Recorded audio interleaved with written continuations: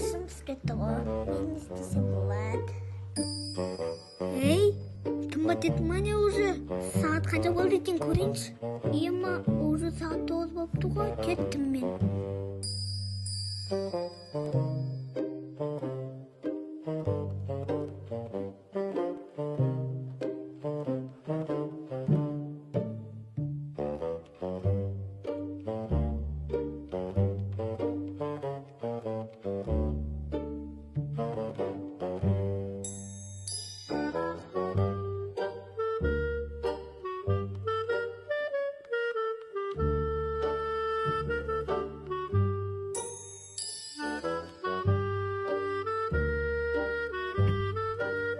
Мынаны кім қойып қойған?